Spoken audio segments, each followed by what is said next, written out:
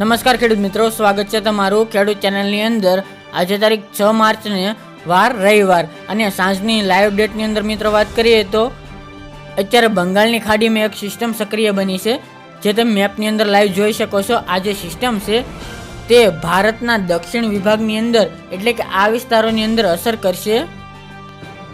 અને મિત્રો બીજી એક વાત કરી તો ગુજરાતની અંદર એક વેસ્ટર્ન ડિસ્ટર્બન્સ સક્રિય બન્યું છે, જેના કારણે અત્યારે હાલ ગુજરાતના અમુક વિસ્તારોની અંદર વાદળછાયું વાતાવરણ જોવા મળી રહ્યું છે। અને હવામાન વિભાગ દ્વારા આગામી તારીખ 8, 9 અને 10 માર્ચ સુધીમાં ગુજરાત ઉપર માવઠા થવાની શક્યતાઓ વ્યક્ત કરવામાં આવી રહી છે।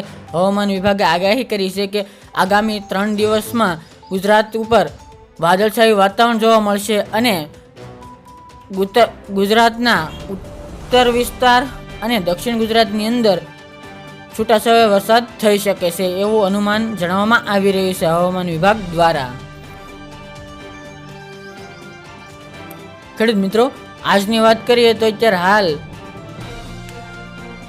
કચ્છના વિસ્તારોની વાત કરીએ તો અત્યારે તમે મેપની અંદર જોઈ શકો છો કયા કયા વિસ્તારોની અંદર વાદળછાયું વાતાવરણ જોવા મળી રહ્યું છે તેની વાત મિત્રો કરીએ તો નલિયા છે, ખાવડા છે, ગાંધીધામ છે, ચારણકા છે, પાલનપુરની આજુબાજુનો વિસ્તાર, થરાદ છે, પછી સૌરાષ્ટ્રની વાત કરીએ તો થાન છે, દ્વારકા છે અને જામનગર વિસ્તારોની આજુબાજુના વિસ્તારમાં આજની તારીખમાં વાદળછાયું વાતાવરણ જોવા મળી રહ્યું છે। અને મિત્રો આગામી સમયમાં વાત કરીએ તો આગામી ખાસ તો આ જે વેસ્ટર્ન ડિસ્ટર્બન્સ છે તેના કારણે ગુજરાતના ખાસ કરીને ઉત્તર ગુજરાતનો વિસ્તાર અને દક્ષિણ ગુજરાતના વિસ્તારમાં આની અસર જોવા મળશે અને છૂટાછવાયા વરસાદ થઈ શકે છે આ 3 દિવસની અંદર। ખાસ કરીને ગુજરાતના ઉત્તર ગુજરાત અને દક્ષિણ ગુજરાતના વિસ્તારોની અંદર વરસાદ છૂટાછવાયા પડી શકે છે અને અત્યારે કાલથી સવારથી વાદળછાયું વાતાવરણ જોવા મળી શકે છે।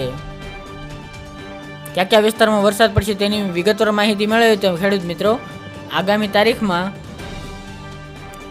વાત કરીએ તો 7 તારીખની અંદર મહેસાણા છે, અમદાવાદ છે, થાન છે, જુનાગઢ છે, ભાવનગર છે, વડોદરા છે, દાહોદ છે,